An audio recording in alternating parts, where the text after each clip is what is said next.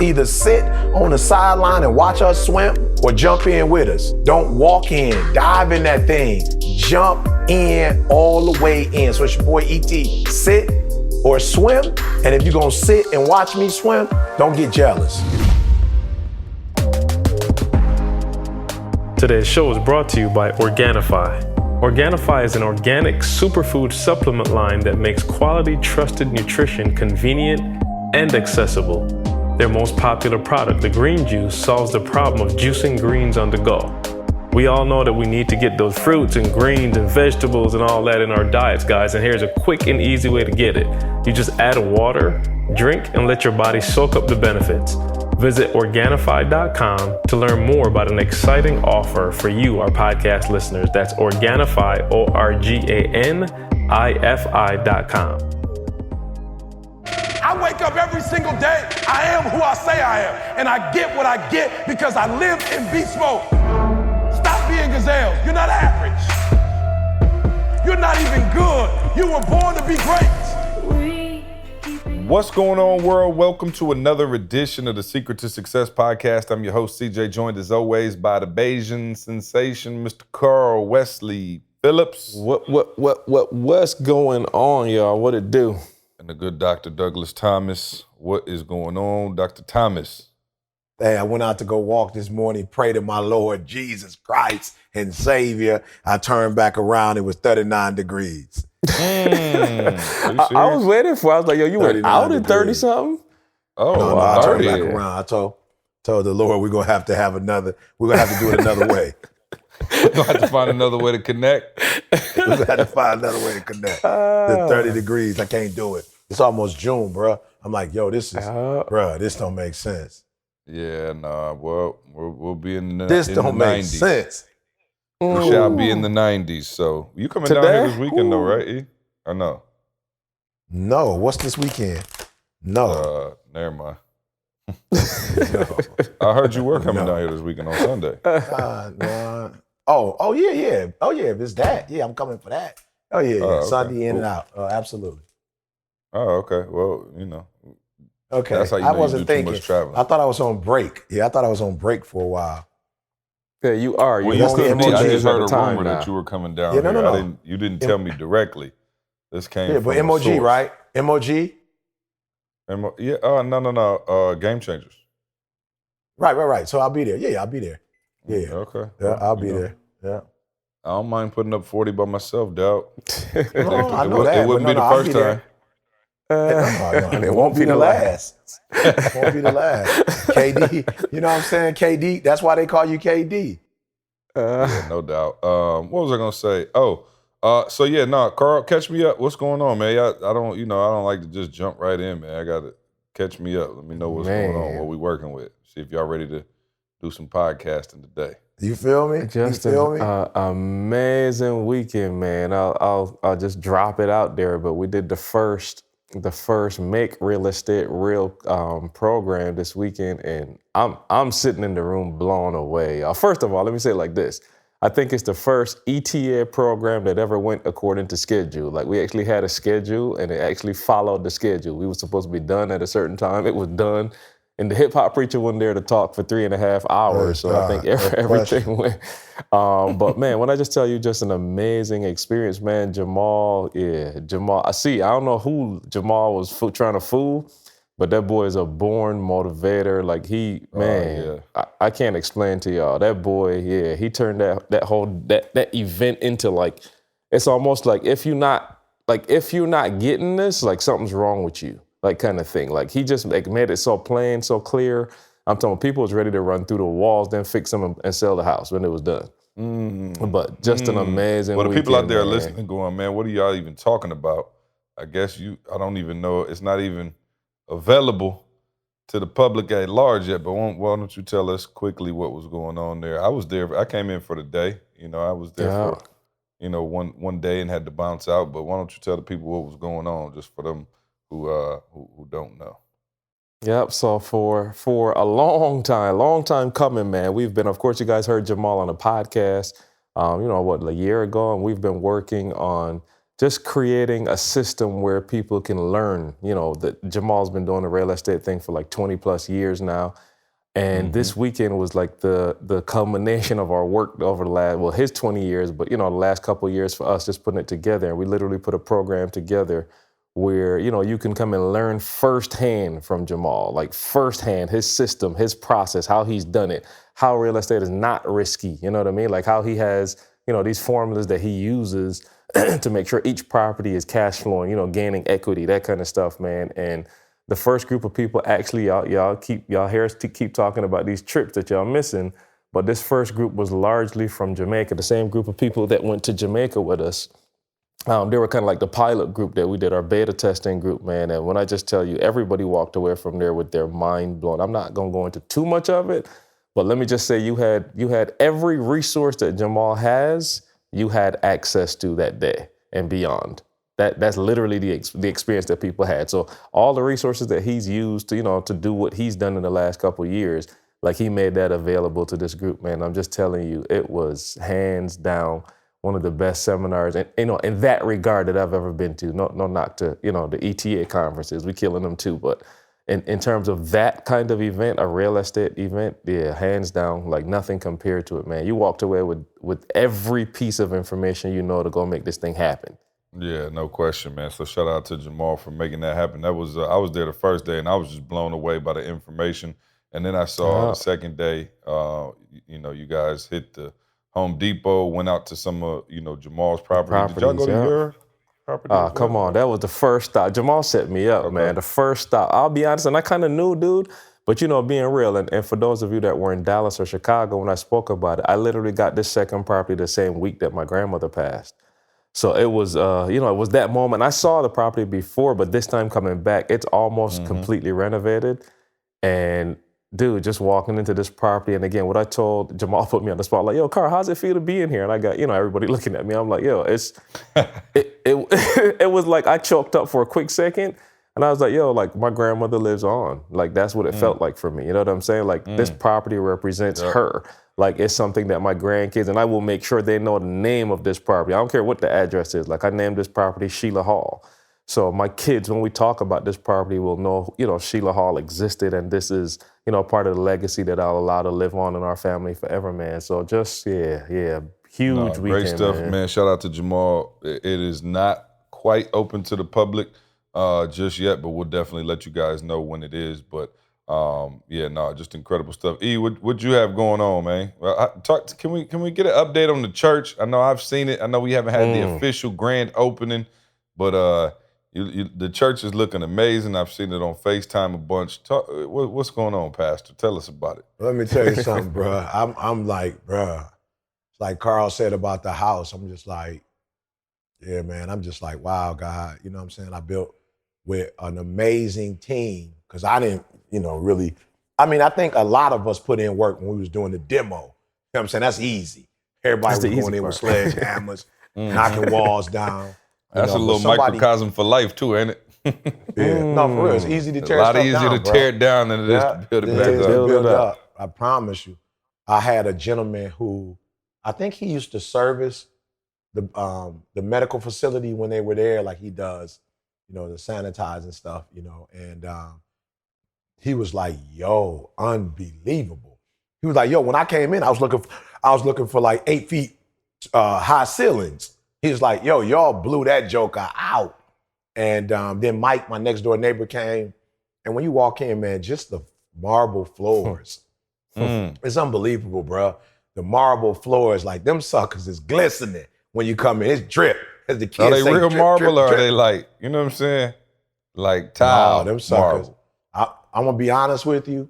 My wife specifically said, don't build this like y'all build y'all house. You know what I'm saying? Like, put the best stuff in God's house.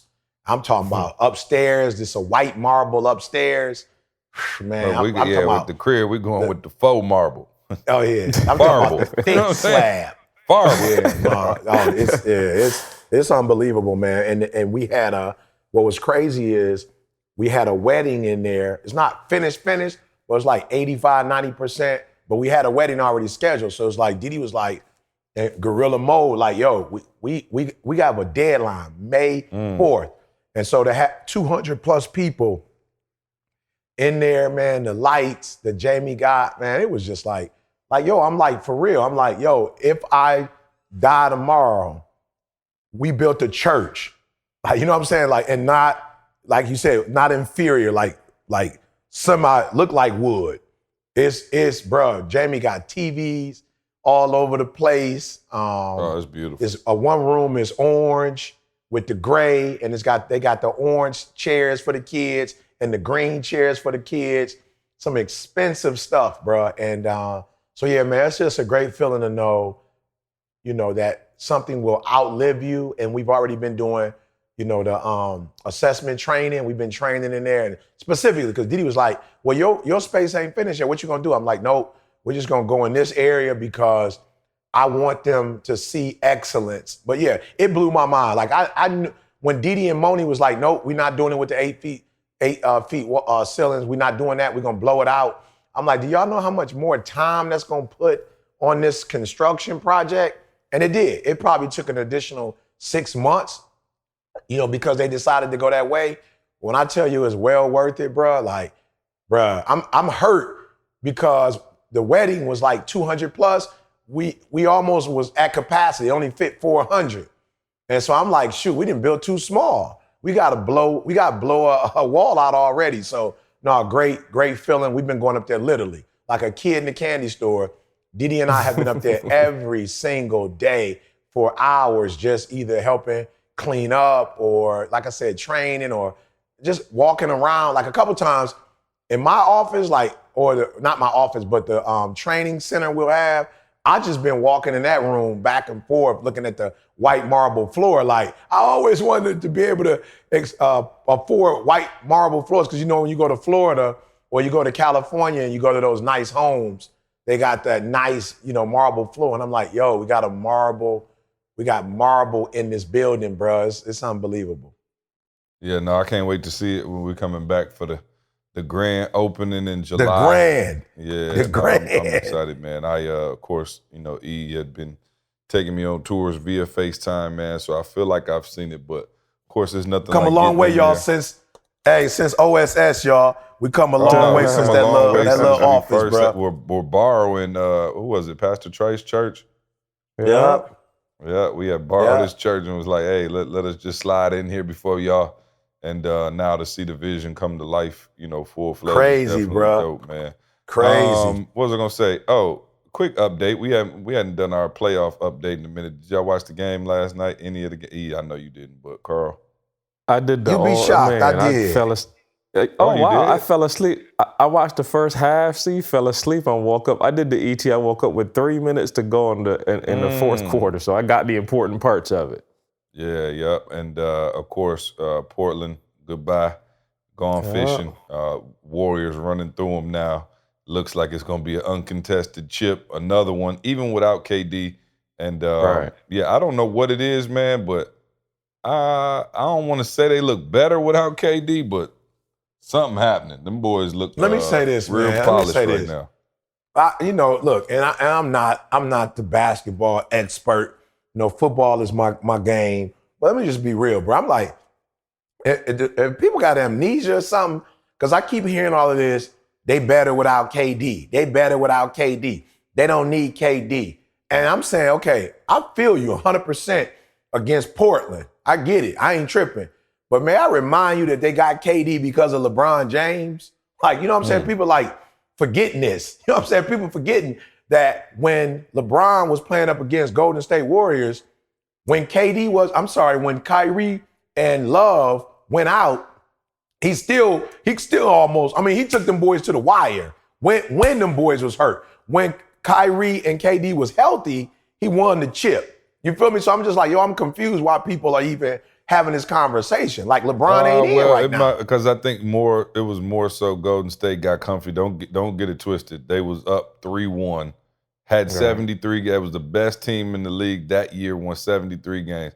I mean, I agree that they slipped, came right back and beat them in twice. And so now, like I'm saying, if they so happen to win the first one, they should have won. Cleveland should have won the first one. Kyrie got hurt and Love got hurt. They should have won that first one. So I'm just saying, I'm not saying that Cleveland is better than them.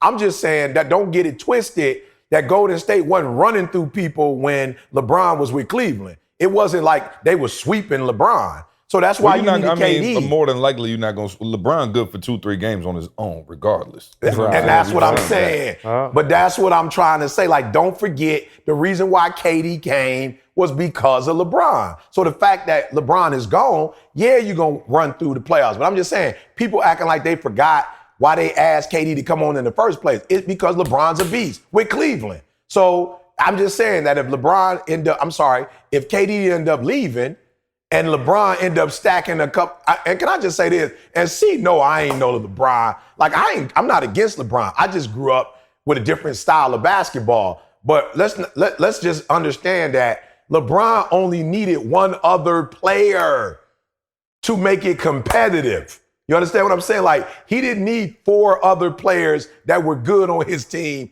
to compete with Golden State. He needed one other dude that could run with him and then a couple of people that could come off the bench to make it competitive. So I'm just saying, like, let's not forget why KD if you want to have a LeBron fan session, don't threaten me with a good time. I'm sitting here and see like, whoa. I'll go there with you. I'll join right in on this party. You ain't talking, talking my language. I'm just saying, as I'm watching it, everybody's like, KD, why is KD with Golden State? They don't need him. I'm like, hold up. Let's not get it twisted. If LeBron was still playing, you would definitely need KD. But you would be a little tight if you was KD right now. No, let's just be real. If you for those of you not basketball fans, just in life, let's say you was on a team. I don't care what y'all was doing, anything, and you were a major part of the team, and the team was winning before you got there. Then you came on the team, y'all was still winning, and then you left the team for a little while and they were still winning. You kind of think like, okay, maybe my impact is not as great, or that the people won't appreciate it. And here go the thing.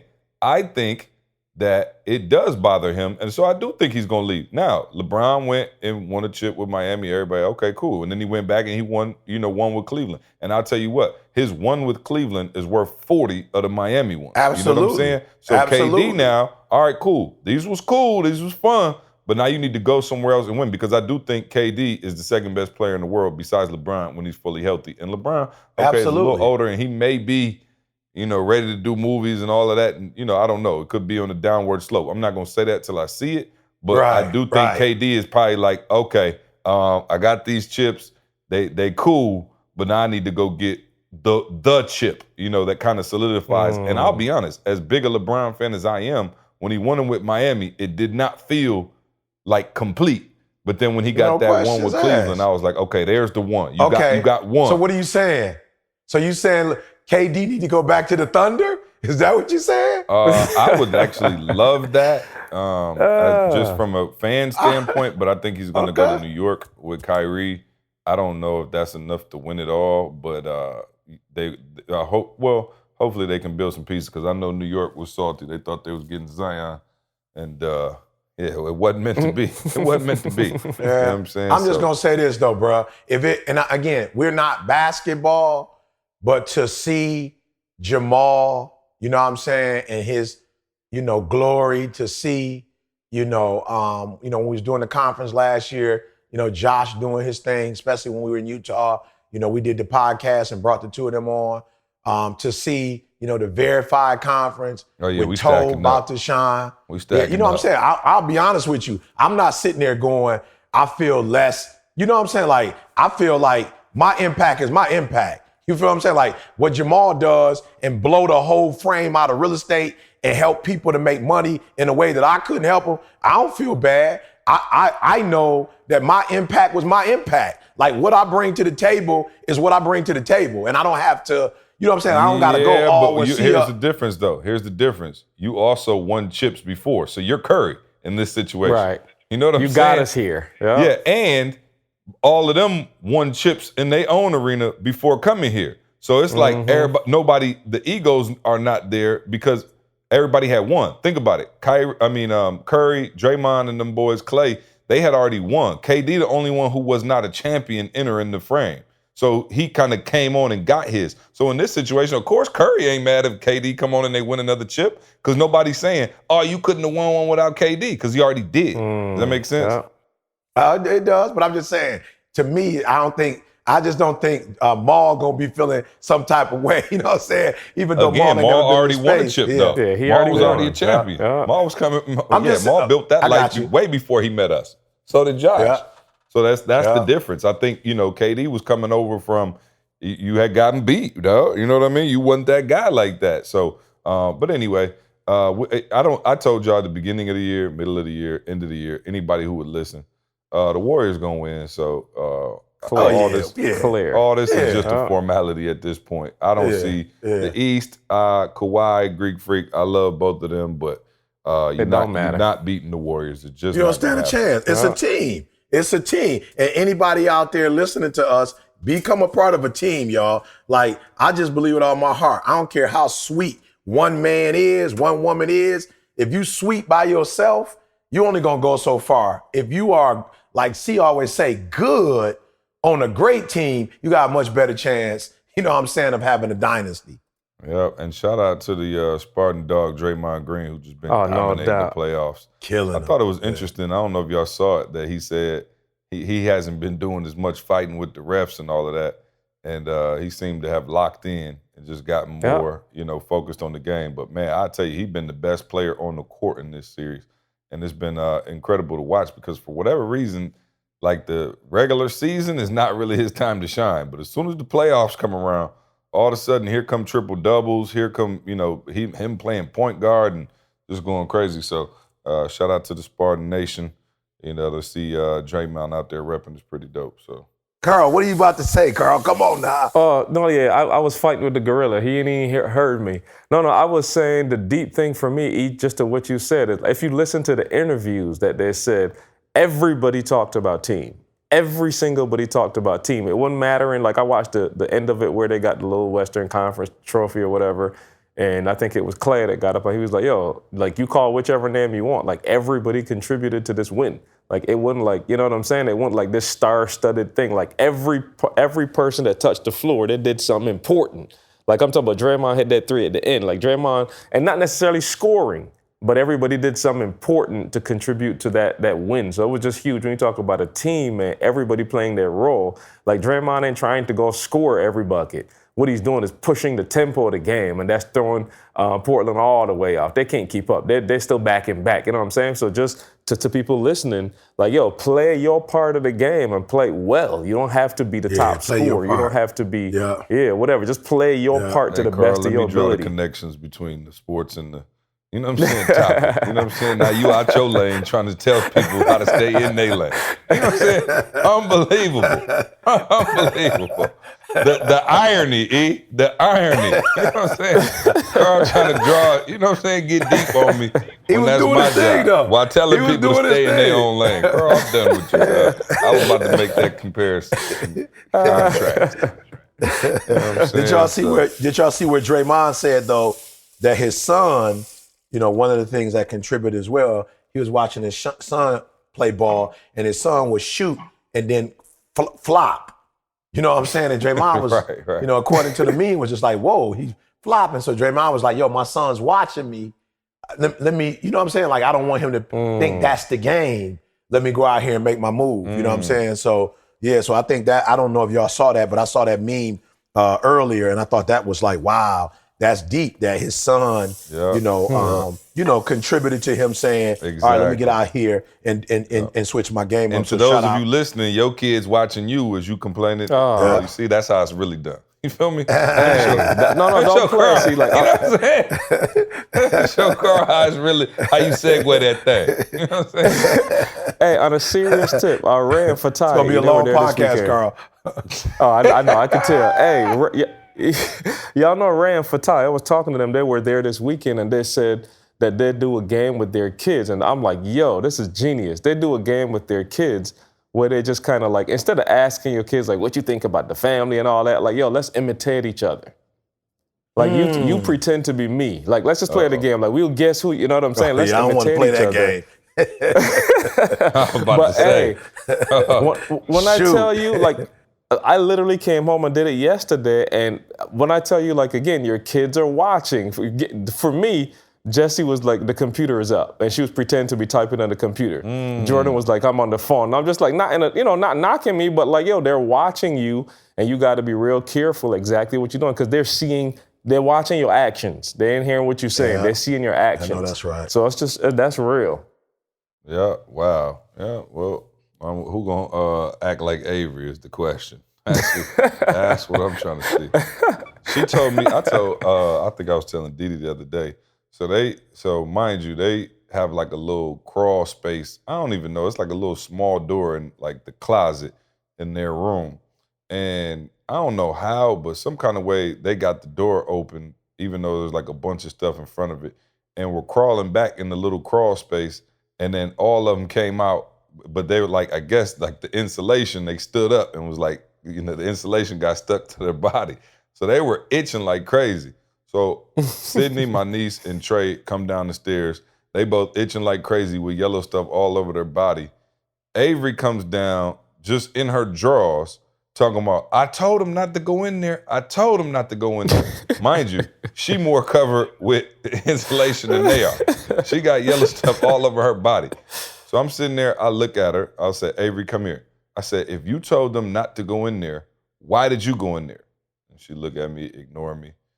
I said, no, I'm trying to be stern, right? Because my wife is always on me because I can't be stern enough with Avery. I said, Avery, you need to tell your daddy, why did you go in there if you knew you weren't supposed to go in there?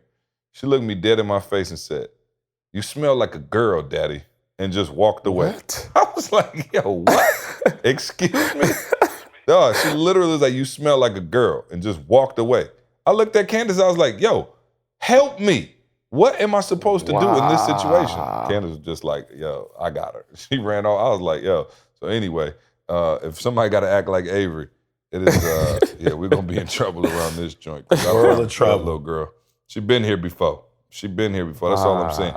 Let's move on to a fair file, man. I got a fair file. I was, and this is, I think, a decent fair file.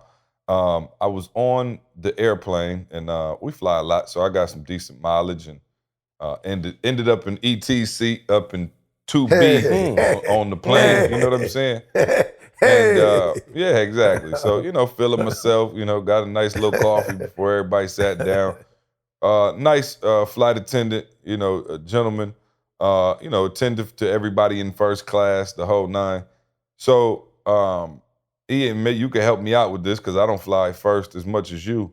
But he wrote me a note on my napkin. It was a long note. It was basically saying, Mr. Quinney. Handwritten? Handwritten. Yeah, handwritten. He didn't type it up. Email it to me. He just typed it up. It was on the napkin.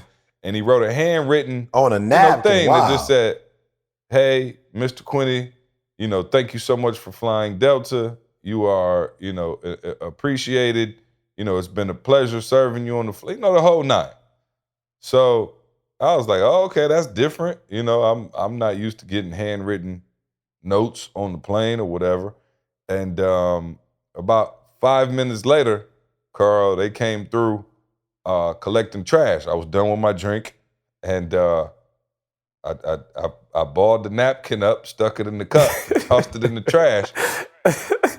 And he looked at me kind of like, wow, like, yo, I put a lot of effort into but I didn't know, Carl, I was confused. I was like, am I supposed to keep I'm like, do I frame it? I'm like, bro, I'm about to get off the plane and go do what I got to do. Like, it was a nice sentiment. I thanked him, but I balled the napkin up, tossed it in the coffee cup, and just threw the cup away. So am I fair or foul for throwing Planet the napkin of the Apes, away? Carl. Planet of the Apes. I promise you. Planet I didn't of think the there was Apes. nothing wrong until I saw his face, and he must have been a flamingo because he looked at me as if like, yo, I put if he's a some stewardess. time and thought into that note. And Yeah. I don't know. I felt bad afterwards, though. E, does that count for anything I did feel Let once me I say. tossed it and saw his face? I did feel kind of bad. that Like, goes a shoot, long I probably way. could have Yeah. put that in my pocket. Yeah. Hey, did you take a picture of it? I did not, Carl. I did not. I did not. What would I take a picture of it for? Then it's foul. If you took a picture of it, then at least you acknowledge my man's sentiment. Yeah, you could have showed him that you took a picture of it. And do what with the picture? Just keep it in the later. records. It wasn't like just keep it in the records. Hey, what you do with a birthday card? What you do with a birthday card? Oh, I throw those away quickly. Oh, are you kidding me? You go through my trash, bro. I'm talking about the second I open it. I don't even understand what the purpose of the card is. I'm like, look, save your money. Cards expensive these days. Cards more expensive than the gift. I'm like, look, you could just text me. You know what I'm saying? Just text me something and I'm good to go. But yeah, no, Carl, I don't say those either. So I'm not sure. Is that y'all save? Hold on. Y'all save birthday cards? Yeah, I save my cards. No. Stop. See, you know me. I'm throwing them away as fast as you are. He don't even know where his degree is. He talking about he got to know where his birthday cards are. The cards are the same where the degree is. We keep them it's a box under the bed, and I put them in there. So I do go back from time to time to read. Like my mom might have gave me a card. Were you feeling low? No, you lying. I'm not lying. You go back and read your birthday cards, Doug. Yes, I'm gonna take a picture of the cards and we'll put them up on S2S. Let me come to your house on a Tuesday and find out you just sitting on the side of the bed reading old birthday cards. And I don't feel bad about it. Didi has written me stuff from years ago, anniversary cards, just different things, and I'll reminisce the kids' Father's Day cards. The other day I was looking at a Father's Day card, just going through it, checking it out. So I do go back through cards, and so that's why my man wrote it to you. And then you just disrespected and threw it away. Now, I asked Carl, because I did get a card on the other day, but you could tell it was one of those. Wait, did you get a card or a napkin? No, I got a card. They gave me a card, the Delta one, and it was like, He always got to one-up somebody. Now, they didn't give him a card. And I'm just saying. I got the napkin. It's the same thing. No, I'm glad I threw it away now. My man didn't give me no card. I'm glad I threw the napkin away. And I was going to say that, because I was going to say the napkin did throw me off a little bit, because I've seen the cards. That's for all the even medallion better. people, they get a card, they be having cards. The napkin is better, though. Oh, you got to be diamond, because I'm platinum. I ain't get the card. I guess you got to be diamond to get that. I looked out, though. The napkin is, I really honor you flying with us, and I'm going to take the napkin, and I'm going to write on the napkin. So I got a card that was just like, for the next 1,000,000 miles. Like, thank you for being a 1,000,000 miler. Hope, this to the next 1,000,000 and beyond. So it's a nice little car. I brought it home, Carl. I brought it to the crib. I kept it. I thought it was like, this is monumental. And I actually was wanting to reach out to see, but it's like, it's worthless. I wanted to reach out to see and be like, yo, when people are in BU or they come to like 10 conferences or something, we probably need to do the same thing and just thank them for coming to their 5th or 6th conference. Then I was like, you know what? Don't even call. Don't call. Hey, man, I hate to be so Carl, you keep your cards too and read back through them? No. See, you know me. I'm a little bit of a neat freak. I see it, I read it, and here's what I'll do. Okay, but you read it though. You do read it. But you do read Off the trash. I would say it. if Tamisha's name on it, I'll leave it on the counter for maybe a little day or so. Beautiful. But it's going to the trash. Beautiful. It's going to the trash. Thank you. I mean, Wow, come on, man. yeah. I mean, come on. Yeah. I got 1,000,000 cards, and now what are you doing with Jordan's school projects? Oh, let me tell you something. I'm throwing them away too. Oh, My mother trying to get them before me. Don't say it. Say it ain't Throwing them so. away too. I am surrounded by the two of the most insensitive human beings on the planet Earth. It's too many, wow. No, it's not what you used to, Jalen had one like per semester or something. They got them every weekend, bro. There's too many. Okay, they got them every weekend. Oh, okay. bro, Yeah, no, it's too many. 7 a day from Avery and Trey. Seriously. Yeah, no, I just got me a little bonfire in the back. Oh, Lord have mercy. Scorched them up. I said, look here, I appreciate it. We're going to keep the ones y'all do for Christmas. This podcast is brought to you by Hallmark. Lord have mercy. In Delta, come fly to friendly skies. Oh, yeah, no, I can't do it, Carl. I'm with you. It just, look, it starts to take over your house, man. I'm like, wow. Yeah, I'm like, seriously. Yeah. So but every once in a while, I'll see somebody like who has like all their stuff from when they were a kid, like Jemal family. Maul has scrapbooks. He got every little award, everything he Yeah, ever had no from question. the beginning of time. Wow. And I'm like, oh, okay, y'all do that. Like we not into that. I probably got it from my parents. We not big like on memorabilia. We got a few little things here and there, but it's like, okay, we're not gonna celebrate every little thing you do. So all right, cool. E, where would you like to begin, my friend?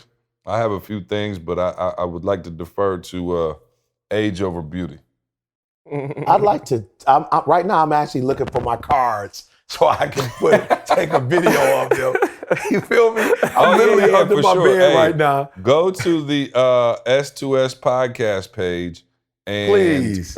E will upload all of his cards from his first birthday to his 49th. Maybe one of these cards might be yours. Just look out for your card that you get 20 years ago. I'm just saying. Hey, so here's what I want to talk about. So I had a couple people, reach out to me, and some people had mixed emotions, but I did I'm doing a new series. Thought I'd never do this before, but Nikki and I are talking, and she's like, yo, E, we're not doing TGIM right now, so content is important. So I was like, all right, no problem. So I started doing Facebook Live at the airport, right? So I did it, I should say I did it once. I'm not gonna sit here and lie and act like I did it multiple times, and I can't even say that I'll continue to do it, but I did do it this one time, right? Just to kind of get a feel for, Nikki, is it adding value or not? So it was kind of, a couple people, mixed emotions. Most of them was on my side, but you always get a couple people who, take stuff I'd like to say you took it the wrong way. But I was talking about my interaction with Les Brown, see, and I was just talking about the fact that, while it was a great conversation, he spoke to me. I know Carl remember, but after I got the call, I flew to Orlando. We rented out. First of all, we paid for our own flights, right? We bought the hotel room, got a nice little suite, so he could, we could do an interview right there. And listen, when I tell y'all, guys, we weren't where we are now. Let me just say that. So it wasn't like buying 2 plane tickets and getting a hotel room was like easy back in those days, but we made the investment. I'm sitting down talking to Les. And of course, the biggest thing is, what he said to me, like, yo, I was number one in the world, African-American, first real African-American, whatever, E, and you have what it takes to be the second one. And so I was just telling them, see, like, a lot of people get caught up on like the prophetic. And I don't mean to disrespect, Christianity or Christian language, right? But it's like, it's the prophetic. Like everybody's like, it's like they told me that 2019 was going to be the best year that I've ever seen and whatever. And I'm like, I did. I got the prophetic word from Les. I said, but the reality was, it wasn't the prophetic word that activated where we are right now. It was the prophetic work. You feel me? It wasn't what he said to me. It was what I did after what he said to me. So for a lot of people, people was like, oh, so E, you trying to disrespect the prophetic? I'm like, yo, I'm definitely not trying to disrespect the prophetic, but I just don't think it's one and done. I don't think just because somebody told you you're going to grow up and be a surgeon that you don't got to go to medical school now. You feel me? It's just like, you're going to be a great surgeon. Okay, cool. And I can't tell you how many young people I've run into in my life. And some of them, I'm not going to call names, but people who they tell you that they pastor or somebody, that they looked up to or a mentor told them that they were going to grow up and be whatever. And I'm not refuting that. I'm not saying that is not valid. But what I am saying, the prophetic word without the prophetic work is useless, right? So here's what I said that people really took offense to. I said, and you guys are my witness, I never called Les Brown. I have never called Les Brown. Ever. Now, that doesn't mean I don't talk to Les Brown, but Les Brown calls me. And so because of who he is and who I am, and I respect who he is, I'm just not going to use his number, see, because I got it. You know what I'm saying? And I was just saying, like, I'm not trying to be funny, but I'm not trying to be friends with Les Brown. That wasn't why he called me. He didn't call me so we could be homies. Now, I'm not saying that we don't have a relationship. I just didn't see it where it's like, I'm going to call him just, yo, Les, what you doing today? Yo, Les, what's going on? No, I see it as a mentor. And when I need information as it relates to my profession, I need to pick up the phone and call my man. But I also said that I never called him because I wanted to do what he told me to do more than I wanted to talk to him. And I just feel like sometimes when it comes to, people like us, people want to talk to us, see more than they want to do what we tell them to do, if that makes sense. Like they get a high off meeting with us, a high off calling us, a high off saying, I don't know if you ever had this experience, but like somebody will text you or somebody will DM you and you DM them back and then they take a picture of it and put it up for the world. I'm not saying that you evil for that, but I'm saying some of y'all get more of a high off of taking a pic that he responded to me. I see people do that. I'm like, did you ask for permission? Or, you know what I'm saying? Like, I'm not sure. Nobody does that to me because I'm not famous enough, but I do understand what you're talking about. You know what I'm saying? Yeah, but I'm just saying, I'm not saying that that's wrong, but you took more interest and more enthusiastic about posting what I responded to you than doing what I told you to do. And just for me, there was like, so E, you saying I can't never call somebody that I look up to? And that's not what I was saying. I was saying that as it relates to Les Brown, the relationship of getting information and knowledge from him and taking the knowledge that he gave me and becoming number one in the world because I did what he told me to do, to me, it was more valuable than me taking pics and every month. And I see this too, and I could be wrong, but you take a picture with somebody, see, and they turn it into a meme every week. They got a meme with you and them and they quote. And I'm like, bruh, what's more important to you? Saying that you know me and you have a relationship with me or doing what I told you to do? And so for me and Les, I didn't put the pic up because, and I don't be putting pics up of me and Les and doing memes, not because I don't love Les or respect Les, but I respect more the information he gave me in that room. Now, of course, Carl was in there videoing. There was a point where we weren't recording the videoing, so Carl was in the room. But when I say I was in the room with Les alone, and I wasn't interested in the world knowing what we talked about. I wasn't interested in the world seeing pics of me with him. I was more interested in doing the work that he assigned me to do.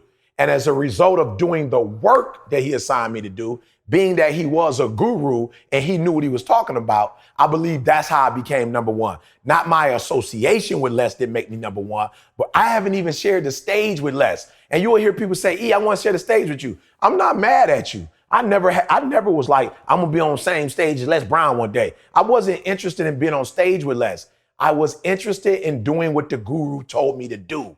That was more important to me than anything else. And I think I've made Les proud, not because we've shared the stage and we haven't, not because I call him every week, because I don't, but I think Les Brown is proud of me because what he told me to do in that room, I actually did what he told me to do. And I got the results that he told me I would get. Well, that's because, first of all, before I put my 2 cents in, where was the controversial part? I'm sorry. You know what I'm saying? I'm hearing it through gorilla lens. Like, what in the world? I'm trying to figure out which part was, you know what I'm saying? People heard about. So one part is, so you can't call? You know what I'm saying? Like, is something wrong to be in contact with your mentor or whatever you want to call it? You know what I'm saying? Is it wrong to say you want to share the stage with, like that kind of part? You know what I'm saying? Like, E, I think he was going overboard. And I'm like, I feel you, but I don't feel like I went overboard because I felt like because I was fanatical in that I was doing what he told me to do versus sharing with the world that I know Les Brown and bragging about I got a relationship with him. I was more concerned about doing the assignment that I was assigned to do. Well, and here's the problem, with that, and the reason that maybe some people were tight, because most of us don't want to hear information or advice that doesn't filter correctly through our own lens. Like like people want to hear what they want to hear. Like, so we never want to hear like, oh, okay, you're gonna have to actually put in some work. You're gonna have to switch some things up, because that's the hard part, right? You got to actually stretch yourself to do that. So if I can act like you my mentor, and I can act like, us getting these picks off and, me being in your circle is something, and just go back and not apply anything, then I get the same praise and reward from the outside world as if I actually put in the work. Does that make sense? Yep. And I think in my eyes that can be the drug. And I don't know, man, the social media, drug is powerful, man. And in some kind of way, man, people get confused between like what's actual work and what looks like work. And I think that is, man, I really do hope for, and I got love for my millennials. It's like, man, you get so caught up in looking busy and acting big time that you forget to actually be those things. So I think, it's probably just a societal thing at this point. You didn't come from that generation. You know what I mean? You didn't come from where, like, if you met Michael Jordan, it was like, oh, okay, if you were so happened to get a pick miraculously and got it developed from the pharmacy, 2 weeks later, you might have showed your cool homies and then you put it back in the scrapbook and you was out. You couldn't necessarily like finesse that into anything, and now people can finesse associations into something. So if I show you me with this person, it makes you look at me different and hopefully it creates opportunities. But I think that's the scary part of it. So maybe it's just a generational thing. Yeah, that's a good point. But I'm saying, be real though. Like, what does it produce though? Like, to say you were with somebody, does it really make you a better speaker? I was gonna say a temporary high. You know what I'm saying? A temporary high. That's what it does. A temporary high. No, I mean that because it is. You get the likes, you get the comments. Like, yo, you see people even who will put like they'll find a celebrity in the airport and just be like, man, just so happy to be building with my man Denzel Washington. Right. Right. You building? Y'all building? What y'all building? Or you took a picture? Right. Right. And I think that's the problem. See, like, that's lying.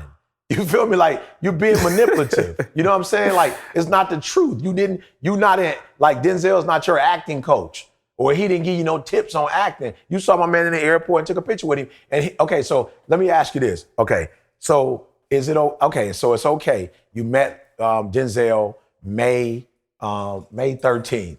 Is it okay, every month though, to re-put up the pic with Denzel and act like you was with him on June 13th and put another little... Is it worth for that alcoholic to go back and get that same feeling again? Absolutely, for them, it's worth it. You know what I'm saying? You're right. I'm sorry. They get that high. Like she said, it's a drug. That is, I'm trying to tell y'all, man, that's the social... Like, I thank God, because I'm not perfect, right? And who knows?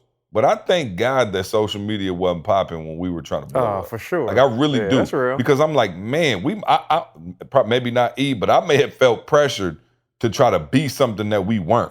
You know what I mean? Because it's so much pressure to like look like you balling or look like you got all these things together. And I'm telling you, it takes the place of actual work. So let me take you guys back. When we were sitting in the office and trying to figure things out and going around and getting paid, out of the vending machine and, all riding in East Suburban, which Carl crashed up that we never even got fixed. And, riding to these schools. Never got it fixed. Yeah, I'm just saying, when we were doing all of those things, had we also had to put on a facade as if it wasn't that, it's like a whole nother job. And so what happens is, you take your eyes off of what's actually important. So we were actually just faithful over the few opportunities that we had. Yeah, it might have been $200 for the three of us to split, and we got to go to a school for 6 straight hours. But that was okay because we didn't have to answer to the world of exactly how much money we had, or exactly how many cars we had, or what our lifestyle looked like, or what kind of jeans we had on, or if we had on the right tennis shoes, or if I had to post a pic. So I never felt that outside pressure of maybe family, but now think about these people today. You got family watching, you got your friends who you graduated from high school with 20 years ago, who you ain't talked to in 20 years, who you still trying to impress, and you got to make it look like your vacations are the best. You got to make it look like your job is the best, your marriage is the best. That's a lot of outside pressure instead of making sure your marriage actually is the best.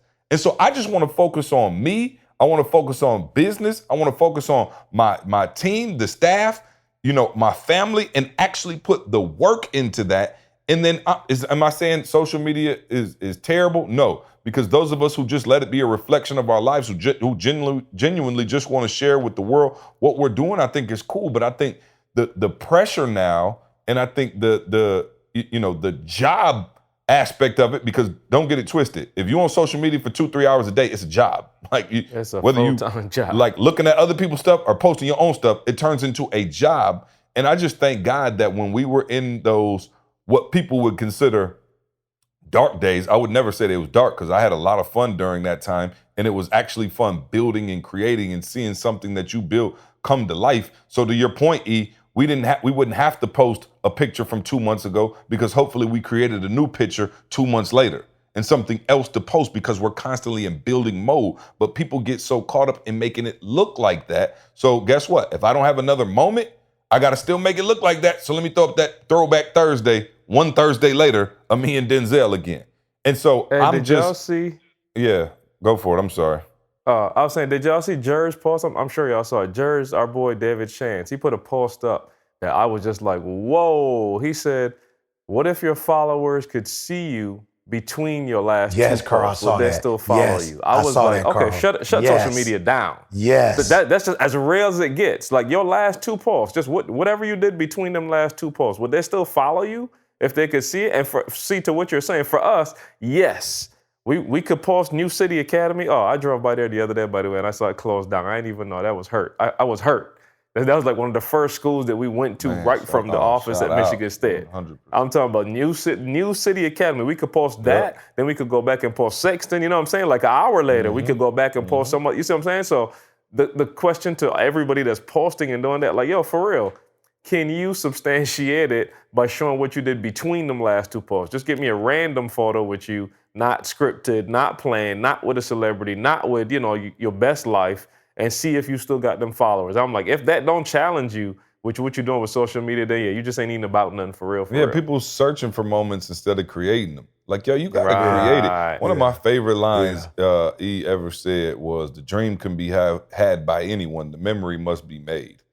Like, yo, you can't fake the memory. You know what I'm saying? Like, you got to actually go out and put that together. And I think, like I said, I am grateful that maybe, for everything is timing, right? Like, so maybe we were just blessed and lucky to come around. Like, social media is now just really a reflection of everything, we've done to a certain point, but we didn't have to try to fake it. I mean, you look at our posts. Sometimes I look at E, I'm like, E, you got like, you in front of like a Honda Civic, like, but E, like, I know E. He like, I don't care. Like, I'm not on trying to sexy y'all out. Like, that's not what I'm trying to do. Like, I'm actually trying to give y'all some information. And like I said, man, once I got into this world and I saw what other people were doing, I was like, oh, okay, it is, let me look big time. So hopefully big time things come my way instead of actually putting it together. So again, I'm not mad, because I got some calls, similar to last week on what we talked about on the podcast, of just like,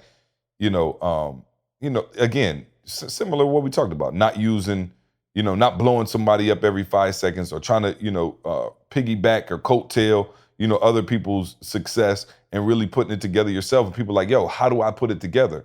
And I always say, for real, start with your gift. Like, just stay in that. If you stay in that and work and stay out of what everybody else thinks about it, I promise you, you will begin to put those moments together for yourself and have genuine, real moments, not these moments that you have to figure out how to fake on social media. And like I said, not only is it hurting people from that side, it's hurting people from the other side who looking at that foolishness going, okay, my life ain't sweet. So so you know what I mean? It's almost like it turns into like a dog eat dog, or like, oh, okay, they doing this. Oh, I got to do this. I got to do this. And it's like nobody's focusing on the actual process. Nobody wants to show the ugly side. We need to have like I'm about to start like an ugly Instagram where it's just like, yo, it's for like entrepreneurs. It's for people who like, yo, I'm not going to lie. I'm on ramen noodles this week because we ain't get our next round of funding. No question. And I want to see that. Question. You know what I'm saying? Like, but no nobody question. wants to share that because that's not sexy. No question. But here's the deal. What we're doing, and I've taken a hit, not only by, outside people, but I think there was even a time, earlier on when C was younger, where C might have been like, yo, E, all right, cool, I'm gonna do it, but I don't know if I necessarily understand why you're doing what you're doing. You know what I'm saying? And a big part of it was, I'm not going against mainstream because I'm trying to go against mainstream, but sometimes mainstream is building their house on cards. And if we teach people to build their house on cards, we're going to have to answer to them when they build it in a car, and then when the wind blow, them jokers fall. They're going to come to us like, yo, what happened? So while other people may look like they're getting ahead of us, other people might look like they're more successful than us because they're selling these people what they want. Like they're giving them, you know what I'm saying? They're giving them whatever they want. Like, that's what you want, we're going to tell you that. If that's what you want to hear, that's what we're going to tell you. But I'm literally going to tell you the truth, because if you do it the way we're telling you to do it, even though it's going to be the long way, it's going to be hard work. If you do what we tell you to do, as you look at a Toby, you're going to get the results because you put in the work, which is why we're doing the verified conference, because we feel like, okay, I did it with E, I did it with Tobe. All right, we feel like that's 2 samples. While that's a small sample, we feel like we put it in the lab twice and it came out the same way twice. So it's like, all right, we think we're in a position now. If you have what Eric had, if you had what Tobe had, which was both hard work, which is both consistency, and some talent, then we think it could work for you. So yeah, we want to come out to the world now and say, yo, for real, it's not a lot of people. It's a small group. In Philly, we testing it out. We're not like doing 1,000 because we testing it out. But we really do feel like we have a formula now that if you serious and you plug your talent into this formula, then we can help you get these results. And I'm super excited about that, because I just remember a time where it looked like other people was one-upping us because they are behind the Ferrari. But you're not asking. But hold on, go back, because let's be for real. And I'm like, again, if nothing else on this podcast, you guys, we try to give y'all like real tangible stuff from like, okay, how did these 3 regular jokers, to get to whatever level we're at now? And I ain't saying that we, the highest of the high, but we put together a decent life for ourselves and whatever. What were we looking at back then? So I just want to be real. Carl, help me out. Like, who were we like, man, if we could just, like, I don't remember. Like, of course, I studied Tony Robbins, Les Brown, just kind of the blueprint we weren't of what looking at they did. none of them. I know y'all didn't, but Yeah. I did. I wanted to look at kind of how they put it together. But from compare what the kids or what the people now who are on Instagram looking at somebody's Hawaii vacation with their family and going, wow, they staying in the villa, they doing all of this, and I'm not, poor me, like that, those feelings. What was our version of that? Because we were together before YouTube, Facebook, and all of that. What was our version of that? Who were we looking at, or what were we looking at going, man, if we could only? Maybe we were, and I forgot, but I'm really just trying to get to the root of this thing. No, what we were looking at was the students. You know what I'm saying? Like, I was just like, yo, I ain't got nobody forward, but we were looking back. That's what I was going to say. Yeah, go for it. Yeah, we was looking at the students. You know what I'm saying? And taking the work that we was doing with the students in the lab. So we were really looking at, like, what is our avatar? Like, who are we trying to reach? And we were literally doing a program and then going back to the lab asking, how well did we do with this? Like, okay, E, what corrections can you make? All right, Carl, what can we do? Oh, we probably need to record it. Okay, and do what with it? We can show it. Okay, now we can show it on YouTube. You know what I'm saying? C was like, okay, let's get acting up and let's come up with a fire intro like Friends. You know what I'm saying? Like, yo, I remember, C, you was working on an intro, bro, with AT&T. Like, that was the focal point.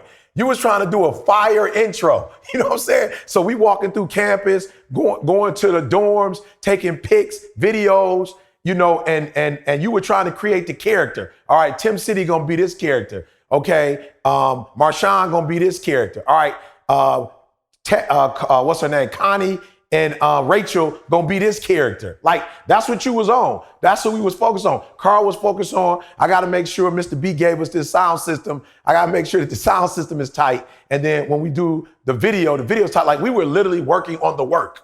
That's what we was focused on. But that's my point, E. I'm just saying, we didn't have a 4-hour distraction in our day of how do I make it look like this and how do other people do this? Like, we just didn't have it. And so, like I said, maybe you know how like Bill Gates and Steve Jobs like grew up in Silicon Valley or whatever, and that's just like how they blew up because maybe it was just for us. It was like we were right at the prime peak. before social media where we could put in all the work without worrying about what everybody said, and then have the luxury of social media like kind of shining the light on the work that we already did. Does that make I'm sense? just saying, yeah, it does, but don't minimize. Like, you still I'm just trying to give the whole. No, I'm just saying. I'm trying to be. You know what I'm saying? Yeah, but I'm just saying, you still have. If Bill Gates grew up in Detroit, he would have have been working at GM. You know what I'm saying? Yeah, no question. But I'm just saying, you have the lifestyles of the rich and famous.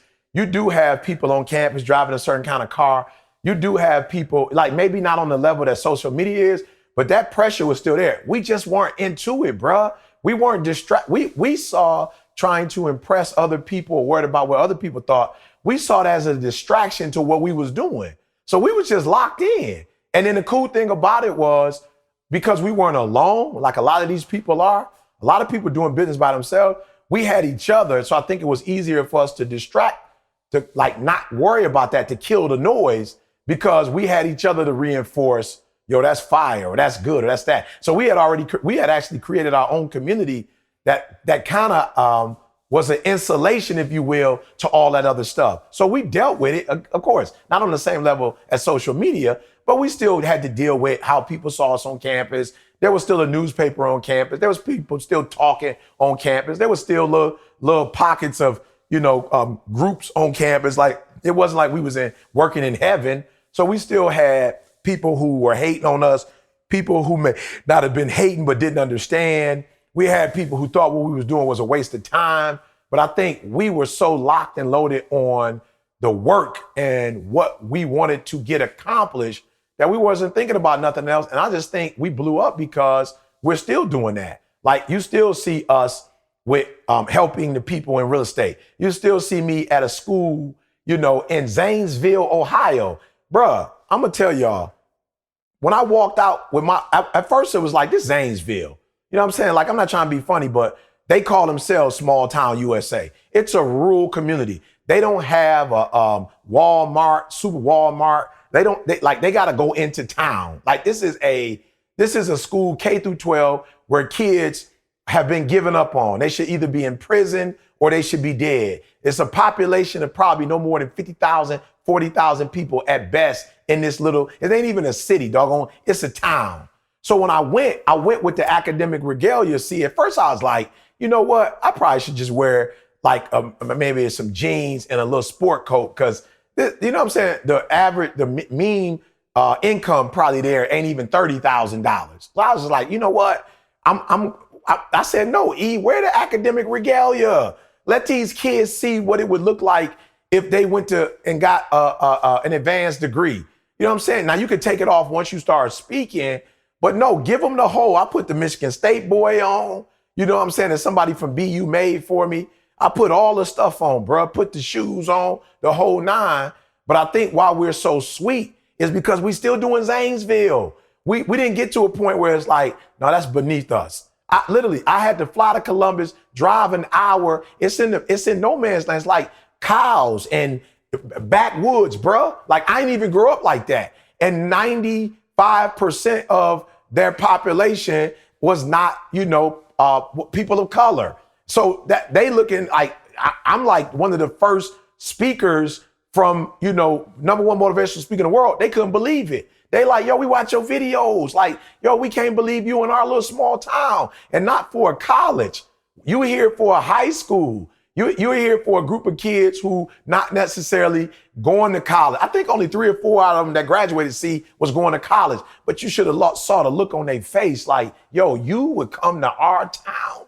Like, you would come and speak for us, this little small school? And so I'm saying, I think we're so successful because what we started as a focus, work is still our focus to this day. Like, nothing has changed. Yeah, I'm not gonna lie. We do sessions in Vegas at the Bellagio. We are at the MGM Grand. We are downtown Chicago at the Hyatt doing whatever. But we still hitting the elementary schools. We still hitting middle. We still hitting high schools. We still going to the prisons. We still going to the cities and towns that most people on our level would never go to. So I think we started with a focus and we still focus. And that's why we're so successful. And I'm just trying to tell people, when you focus on two things, you chasing two rabbits, You're not gonna catch one of them. And y'all focus on social media and focus on blowing up, in which we're gonna invite you to the Verified Conference for those of you who wanna do what I'm doing, Tobe doing, and we're gonna really show you at this conference, stop getting caught up on that, do these things. Like I'm gonna have the conversation Les Brown had with me in that room. I'm gonna have that conversation with you. And I'm gonna share the same stuff he shared with me, Bob Proctor shared, like the intimate details. I'm gonna share those with you. And then you got a choice when you leave to either be worried about what people think about you and how they see you, or close the doggone door, get in the lab, cut the lights out, put your glasses on, right? And go to work. And that's what we did. Carl with the TGIM, me with the TGIM, C with the branding. We went and closed the door to the world. We went in the lab and we put in work. And the door, when we finally opened the door and walked out, we didn't walk out with a pseudo project. We walked out with what we really had worked on, and we gave it to the world, and we knew it would work because we put in the time and we tested it over and over and over again. Carl, you can make that scientific if you want to. I know I use the right terms, but yeah, some right terms for when you go in the lab. Hey, well, put it this way. We had a big enough sample size and we got the results over and over and over. So same thing you just said. It wasn't the 2 sample size with Toby that you referenced earlier, you and Toby. No. This has been sampled, you know what I'm saying? Like through the test of time for the last, 12, 15 years, however long we've been doing it. Like it's been sampled over and over and over and over again. We've gone back and watched people. Man, up to this weekend, I'm hearing people talk about how just listen to this. Just how exposure to Breathe University and us has opened up businesses, like I'm talking about 2 years. Again, Ray and Fatai were telling us, and I apologize to y'all for putting y'all business out, but they were just saying they were not in a financial position when they came to the first conference 2 years ago. They were like I'm talking about like no budget, not a slim budget, no budget. They like took their last, and came to the conference. And I'm talking about 2 years later, they're telling me now, like they put it like this, that's just not a concern anymore. And I'm saying that's the thing that keeps us going, like watching people's lives see what you talked about, not on social media, watching people's lives go from, wherever it is now, just improvement. That's what gets us high. And I promise you, maybe that's what we should post, see, all the stories of people that are taking it, going in the lab. Like if we were to post them stories, y'all ain't never got to see E's face again. We got enough of them stories to make everything we're doing worthwhile. That's why it matters for us. That's what pushes us. That's why he's still getting up at 3 o'clock. That's why, you know what I'm saying? Like, that's why we're still doing all the stuff we're doing, because at the end of the day, we want to see, like, here, I'm going to say it like this. We want to see the advantaged students at Michigan State University be successul right now, to this day. That's why we're still driven. We're still pushing as hard as we are right now. Carl. Carl, listen to me. I was on my way. I don't even remember where I was going. Shoot. I can't remember where I was going, but I was on the road, headed somewhere to speak. I think it's when I did the video. But long story short, I get in the airport, I see a group of teenagers. It's about 20 teenagers. And I look to my left and I see Kyle. I don't know if y'all remember Kyle from The Advantage. But Kyle married Quetta. And Quetta used to be in our office all the doggone time. And so Quetta and Kyle, and I think Kyle must have been, man, what is it called? They're going to kill me. Y'all know I ain't in no fraternity, but it was the Brown fraternity. I think it was Brown and Black. And them boys, them was my dudes. Long story short, they got married either their senior year or maybe shortly afterwards. Why was those 20 kids with them? Why were they taking them on a cruise? They're from the academy that they both teach at. Why were they taking them on a cruise for 7 days? Because they were trying to expose them to a world outside of Detroit. And I'm like, yo, our babies are doing with others what we did with them. You know what I'm saying? I'm just like, my heart was so, overwhelming. So then a week later, I was at the Cheesecake Factory and I saw Quetta with her mom. And she was just like, Eric, we had a blast with them, whatever, you got to come up to the school and speak. And I just was like, yo, I met them at 18, bro, in The Advantage. You know what I'm saying? The Office of Supportive Services, when I was showing videos, she said, instead of advising. You know what I'm saying? And it worked though. They graduated and they doing what they saw the video. They saw that what they saw in the video, they doing right now. And so, man, my heart was just warm. And we don't get to tell those stories, Carl. And we don't get to post those stories. But here are 2 kids who got married as a result. It's a few folks that got married because of us, creating the Advantage program. You know what I'm saying? Hello. It's a few people. Yeah. It's a few people. And who are in very healthy marriages and still changing the world. So to your point, Carl, that is what our social media is. That's what gets us high. And that's a real high that can last forever. Where the social media high, guys, it's only gonna last for so long, and it's not gonna pay no bills. It just doesn't have a lot of substance to it. Yeah, and I guess the thing I wanted to say, just at least for my own self, is I don't think that I'm special, and I may have been susceptible to the same stuff had Instagram been popping when I was 21 years old. You know what I mean? When I was 22. I hear you. So I just wanted to say, for those of you out there caught up, you're not a bad person. You know what I'm saying? What we're trying to tell you is that what you're seeing on there is not real. What's the scripture? God told Adam and Eve, who told you were naked? Yeah. And so you listening to Instagram and you think you broke because you looking at Instagram. You thinking you're not successful because you're looking at Instagram. You thinking your life is not where it's supposed to be because you're looking at other people, and that's not even real. And so I'm actually thankful and I'm grateful that we don't have to deal with that. And some of that, people ask me all the time, CJ, when you gonna get on Instagram, when you gonna get on Facebook and stuff like that? And man, I know I'm aware of the fact that it's a positive tool in many ways too. And I know you can use it for that. But I'll be real, man. Like, I had got so productive when I was off of Facebook. I never had Instagram or nothing like that, but I was on Facebook, when it first came out. And it takes your time. You know what I mean? It takes your time. It distracts you. And so when I got off of it, I just felt so productive. And then of course I was able to kind of be, behind the scenes with the brand. So I was kind of like, all right, cool. Let's, we put E out there anyway. But just be careful of what you take in your spirit every day. Man, I told somebody the other day, like, I walked into my sister-in-law and my brother's house and the news was on. And I was like, yo, turn it off. I'm like, yo, I can't put that in I just can't. After a long day, I'm like, you walk in, it's like a baby fell down the hill and rolled down and it got eaten by a bear. You like, oh, gone. Like, yo, I cannot put this stuff in my spirit. And so I think for Instagram, it's like, if you're a young woman and every picture on there is this Photoshop young lady looking, and you looking at yourself like, man, what's wrong with me? There's nothing wrong with you. You a guy and you looking at some dude who looked like he balling out and taking private jets everywhere, and you looking at your own self like, man, I just barely got enough gas money. Everybody's in a different space. Like, your time may not have come, but if you continue to work, it will come. But if you can continue to look and then just try to put the facade on, you probably never actually get to live the life that you want to portray on IG. And I just think it's dangerous, man. And like I said, I'm not like the get off my grass dude. Like, I'm not a prude. I'm not any of those things. I understand social media, but it does scare the living daylights out of me to have my kids, when they get older, be exposed to stuff that's not real. Like, it is amazing the world that is created. Like, and I know some of these people. We've seen them, E. I've seen people who literally their IG looks like they're popping and they've asked me to borrow $500. And I'm looking like, wait a minute.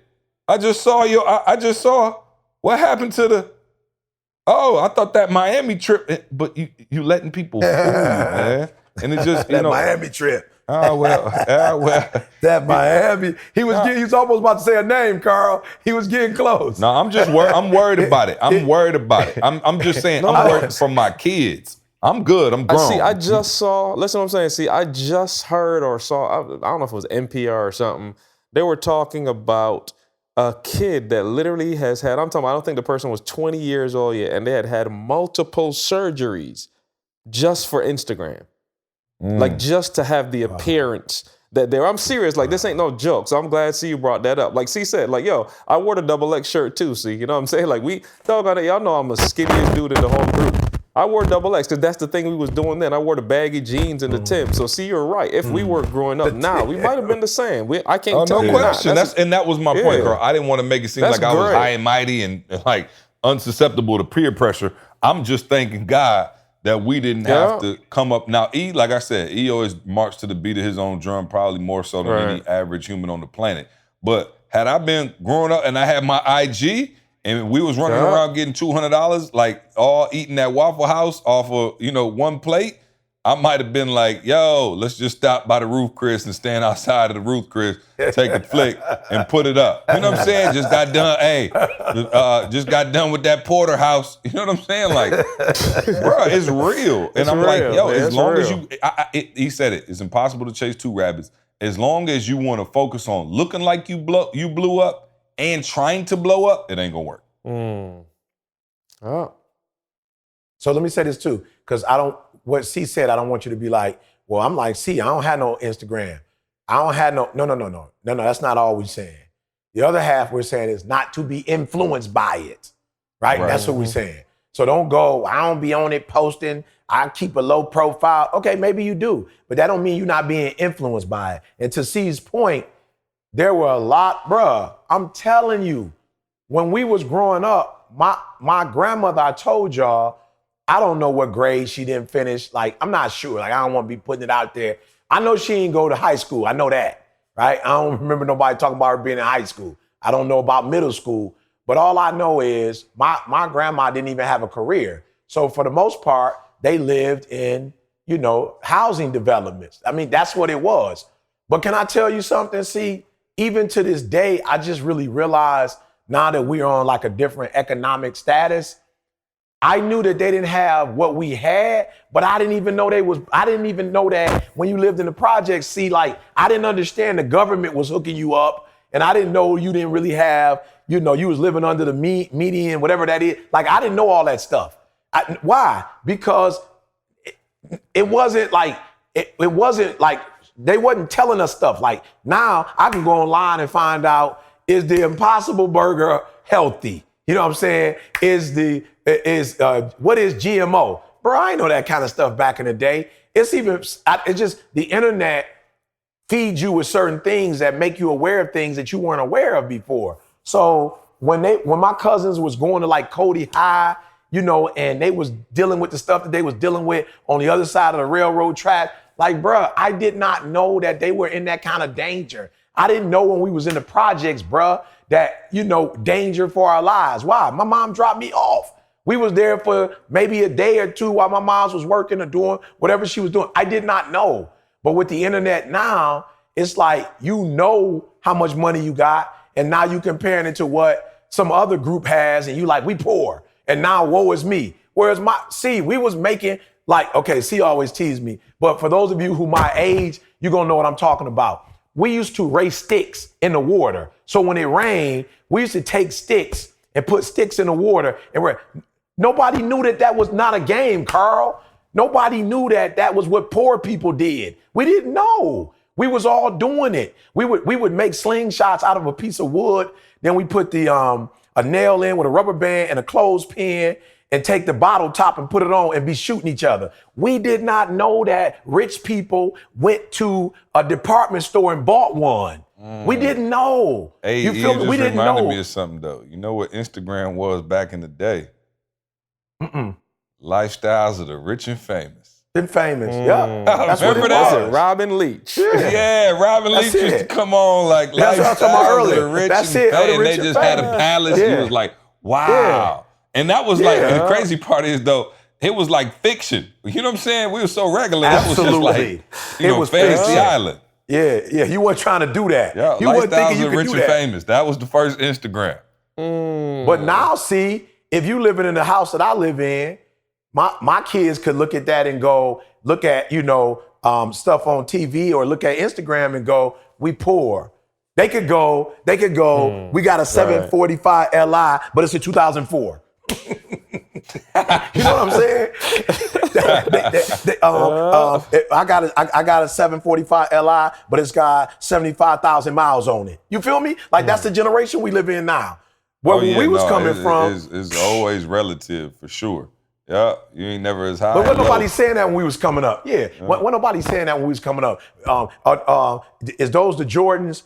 Is them 11s? that came out in the beginning, or did you just get those 11s? Back in the day, if you had 11s and it was your cousins, they were still sweet. It's like he got the 11s. Now it's like, which are those retro 11s or are those the traditional 11s? And it's just like, bruh, if you allowing that to happen, you will never be happy with what you have. You will never be happy with your life. And that's why you got to kill the noise and say, whatever state I find myself in, not only content, Carl, I'm gonna be happy. I'm gonna be grateful because this is a phenomenal life, especially when I ain't comparing it to nobody else's. Yeah. No, y'all know it got me nervous the other way. I'm like, I promise you, I was gonna, I had put up the video. Shout out to the S2S podcast page. Nikki always pushing me to send, more stuff and try to, you know what I mean? I'm sort of on social media now at the Secret to Success page. And I had posted, I had sent Nikki the video of Trey and Sydney swimming in the pool. And Nikki was like, I'm about to post it. I was like, wait, don't post it. Just because I'm like, man, I'm so against looking like you trying to flex or like, you know what I mean? I didn't want people to see the pool and be like, and I knew people was going to have comments or whatever. And Nikki told me people were commenting on there, that's a nice pool for a 1-bedroom. Of course, being funny. But like, for me, even with, IG and stuff like that, it's like, I probably would share some stuff, but it's like, I so resent the fact that people do it to like stun on people that I'm like, man, I just pray that this is received the right way because I don't ever want people to be like, yo, you trying to big time somebody or something like that. While at the same time, I do understand, the need to provide motivation because some people may be able to take it and look at it as motivation. So I think it's just tough. But anyway, I'm gonna start a new Instagram. It's called Ugly Instagram. And it's where you can actually post like, yo, I'm chunky right now. It's all good. I'm about to go to the gym. You know what I'm saying? I'm gonna show you the fat workout real quick. And then I'm gonna show you how I go to the office. They got one light bulb and we just grinding the dream. Here go to the business plan. We just got turned down by 6 people. Like I want, for real, like there has to be some type of balance right now, man. And now it's just like, yo, everybody and everything is on the next level. And we know that's not the case. So Ugly Instagram coming soon. All right, where would you gentlemen like to take it? I got a few more things. Well, you didn't have no questions last week. What time? How long we been on? How long we been? Hour and 15. Oh, hour and 20. Started my recorder late. Oh, okay. Yeah. Shout out. That's what I wanted to do. Shout out to I don't know who. I don't have. There was no return address or name on these packages, but after I talked about my recorder, I got about 10 chargers in the mail. So thank you to everybody who thought highly enough of your boy. Maybe I just want to keep the podcast going. You might not feel highly of me. But I got a bunch of charges in the mail. So I'm not sure who sent them, but I'm sure if you sent them, you listened to the podcast. So thank you for that. I'm charged up and ready to go.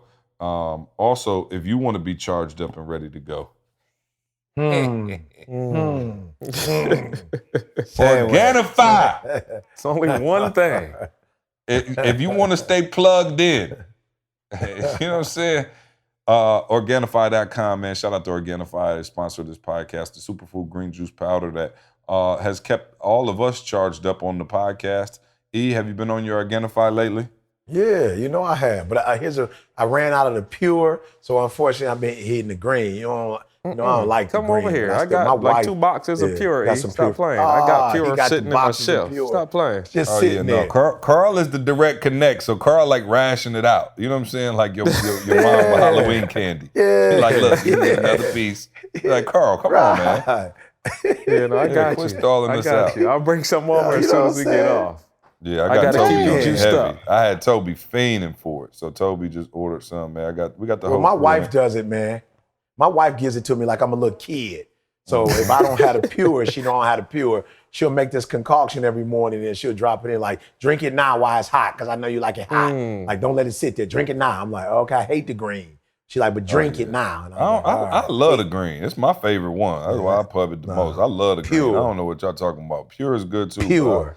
Pure, and then Candace is on the gold every night. every single night. She The does gold it is with the gold is beautiful. hot. She, And it's got the the turmeric. gold So, hot is bruh. Organifi.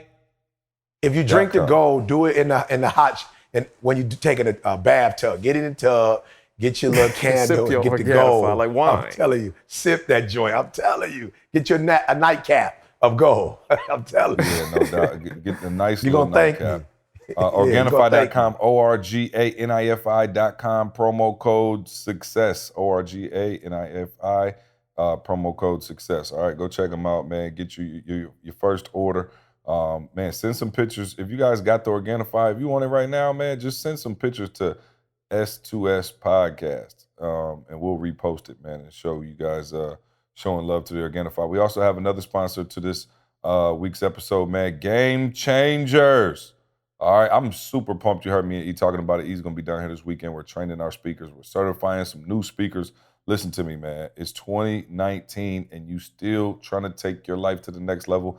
Listen, learn how to turn your passion into a profit with Game Changers, all right? Some of our certified speakers already have been landing Nike contracts, getting contracts with school districts, speaking internationally, making six figures from speaking, landing five-figure deals to train corporate leaders, turning their knowledge into books and courses and a host of other things, all right? So listen, man, if you want to craft your life story and keep the attention of your audience, market your speaking services, become a leading authority in your industry, and land paid speaking engagements, man, or just earn an extra, couple dollars every month to use the gift you got. I always tell people, man, public speaking is one of the number one fears in the world. So imagine if you have that skill, you can charge for it, all right? So if you're a speaker, author, coach, leader, influencer, or just want to improve your overall communication skills, join Game Changers. Yes, Game Changers. If you want to become one of our certified speakers, simply go to etagamechangers.com. That's etagamechangers.com. Jemal is coming down here this weekend, coming to Game Changers. E will be down here, and our Game Changers speak right in front of us from the stage, and we give them that live feedback directly to them to help them, get to the next spot. So, man, if you're out there and you say, man, I need to be certified, man, why would you want to go anywhere else? Come get certified by the industry-leading Dr. Eric Thomas, all right, and learn our 7 principles on how to survive in this business. All right, y'all want to do Ask ET or y'all got to go? No, I got time. Let's see, we got a question for Carl.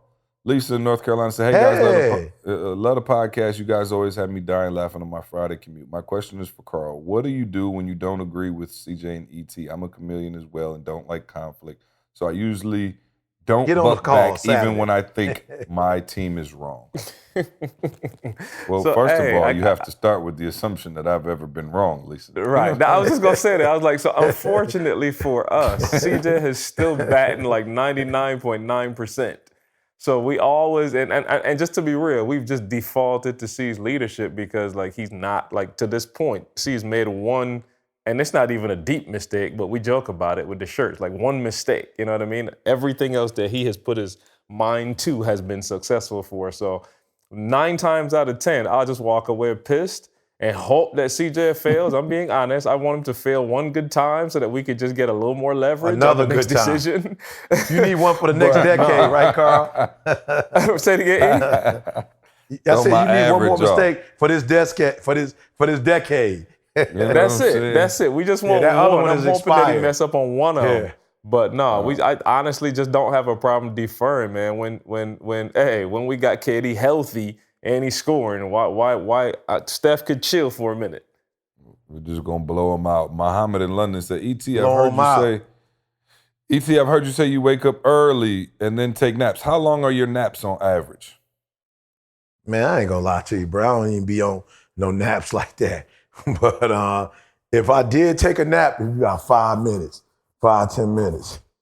Yeah, I promise you, I cannot. My wife could take a nap. I can't take a nap. If I take a nap in the middle of the day, let me tell you something. Odds are I'm gonna fall asleep way longer than I was supposed to and wake up feeling like I am legend. You know what I'm saying? You just like, whoa, like it got dark. By yourself. You know, you don't know where your kids are. Solo. You like, is it Friday? Is it Wednesday? Bro, I'm talking about, I see tumbleweed rolling by my bed. I'm like, yo, this is crazy. You know what I'm saying? Hey, but y'all gotta explain to them that E's battery different than Moth's. Like literally, Right, E that's what I was can gonna say. recharge on 3 minutes of sleep, y'all. I'm talking about full recharge. Right. Yeah. So that's the question then, Carl. Good job. The question is, how long does it take you to recharge? Right. That's what the goal is. It's not doing what I do, but how long did it take you to recharge? So if that's 10 minutes, 30 minutes, I don't know if you're gonna be able to take an hour nap. That wouldn't be qualified as a nap. You know what I'm saying? But you just whatever went it back to takes you bed. to recharge. You went to sleep. You just Or went put your back to bed. pajamas on. Yeah, he just went on back to bed. Zach in Iowa said, "E.T., do you drink coffee? How do you have so much energy in the morning?" Just born with this, man. This is a God-given gift. And no, he does not drink coffee. I am the only coffee drinker on this podcast, which probably explains why I'm also holding this podcast down when these guys. You feel me? You know what I'm saying? That's what's missing. Hey, we thought it was Organifi the whole time, E, and we thought Right, we we caught did. up, We but thought- it's the we thought it coffee. was. I go It's the Organifi coffee. first thing in the morning, and then I usually hit the gym, and then I come back and I hit a little coffee. For those of you who've been following the podcast for a long time, I posted a video of the swim instructor who, Carl, I put him on FaceTime the other day, but the swim instructor who takes no crap from kids. And you guys remember me talking about that, and I saw people were saying, like, oh, I thought you were exaggerating. Like, no, my man is really intense. And so Sydney, my niece, who had been in another swim class for like 2 years and was still getting in the pool with floaties from time to time, I promise y'all, 3 sessions with the swim guru, and she was backstroking, I'm bringing Didi up there for a week. Bro, no, I'm serious. No, I'm serious, I'm bro. bringing Like my Didi. man, yeah, he's I'm still. serious too. Yesterday might have been the roughest day. He was going hard on them because now he got it to where like he's making them swim. Okay, they know how to swim across, but you know, like putting those rings at the bottom of the pool and like making you dive down, like Go to the down to bottom get of 'em. the pool. Yep. And you know, that's Yep. hard to do, like even for an adult. You know, Yep. some adults can't, you know, just dive down, but he make them swim all the way out, find the ring, and then dive straight down and get all the way to the bottom. And let me tell you something, they were having a little tough time getting to the bottom of that pool, and he was letting them know. And it's so funny, man, that little feeling that I had when he was going off at first, now I'm sitting there, I'm his biggest cheerleader, like, go, get him, get him.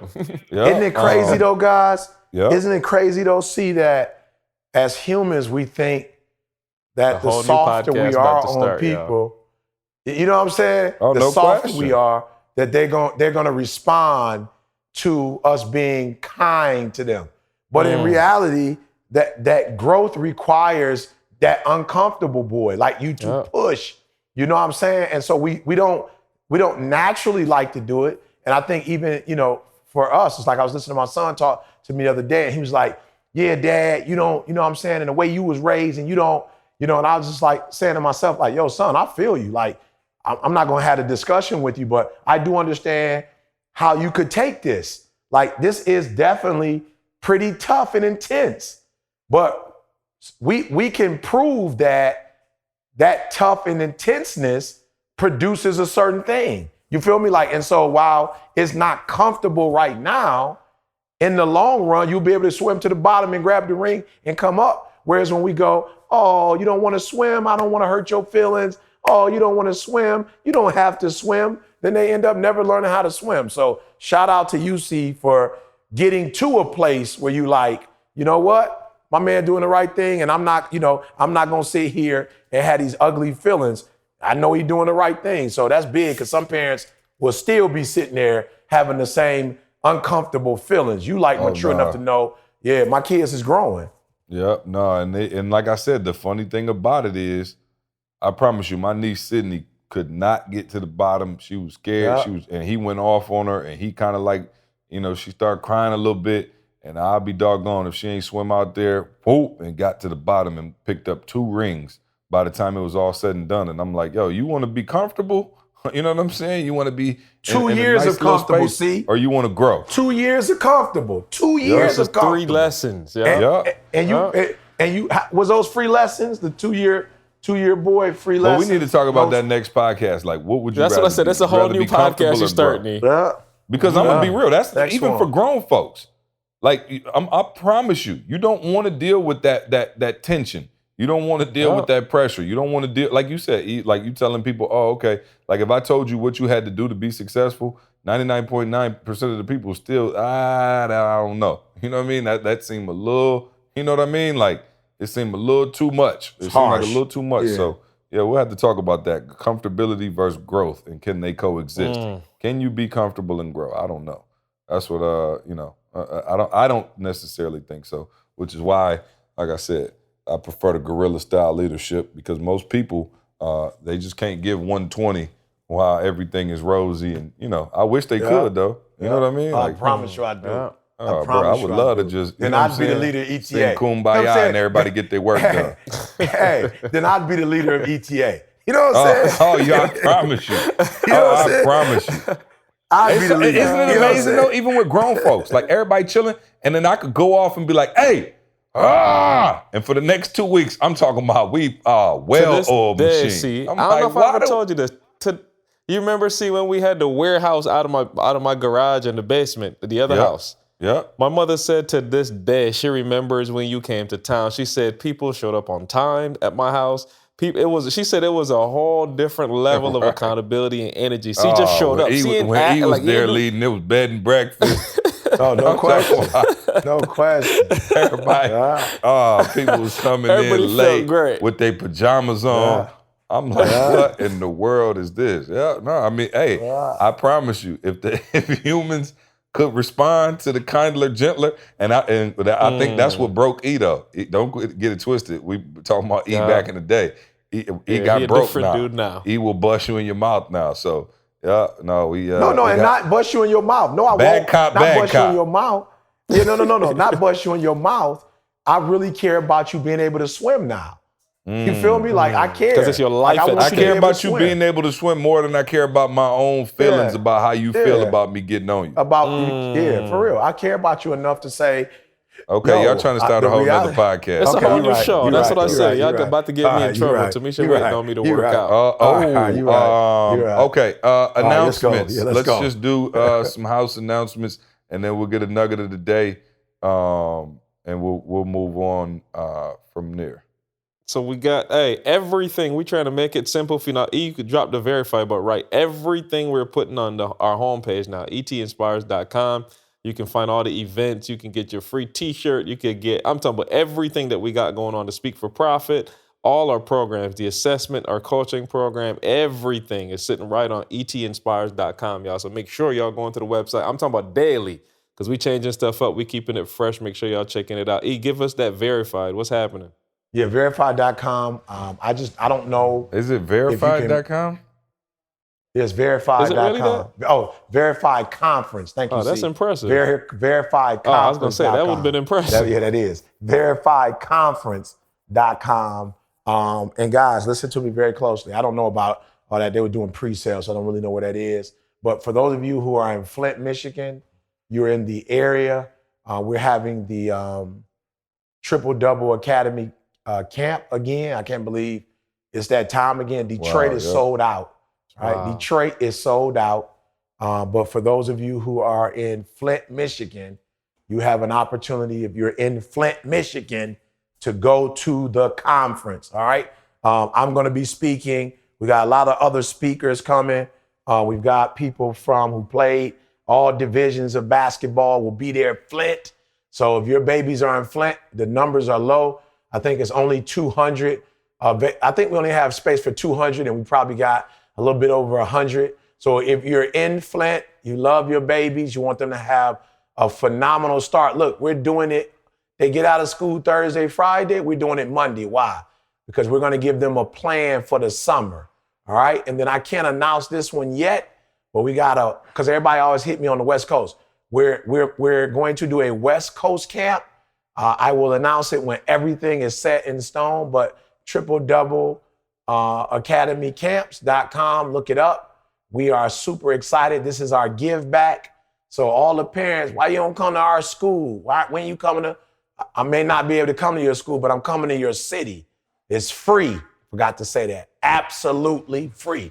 They don't have to pay a dime. The only challenge is limited seating. So I look forward to you going online and getting your grandson or nephew or whatever, getting them registered so we can make this thing happen. That's it for me, Carl. Phenomenal Life 2020. Listen, man. I can't wait. I'm already excited. Oh, y'all, you know what? I'm actually gonna go. I'm gonna go down and test it out for y'all. I don't know. I've been telling You got to be joking. You got to be joking. Yeah, I'm going down. You taking Ashante's place? No. Remember I told you, man, my 10-year, man, I can't believe it, man. 10 years. My 10-year anniversary. Where are you going? I need to go. I won't go the day you go. I'll give y'all 3 or 4 days. Let me tell you something. On the back end. You're not allowed within a 10,000 From what I foot heard radius Candace of say, me. you can't go. You're not even allowed to be in Mexico the same time I'm there. My wife has made it explicitly clear that nobody. I'm talking about my kids, anybody. I'm calling Candace. I'm a beggar. Matter of fact, you might want to go to Canada, okay? Because my wife was like, look, if I see another soul that we recognize, okay? So I'm not, matter of fact, I won't even tell you when I'm going. I'm calling Candace. Candace, this is not fair. This is not right. Hey, we got to share, Candace. We got to share. Yeah, I'll tell Candace, I say, well, he technically did marry us, and he is a part of the reason for the season. The crew that sent us to Mexico the first time. So, we're going back to the same resort that y'all sent us to for our honeymoon. See, and she playing like can't nobody. No, that's wrong, Candace. That's wrong. Well, do me a favor.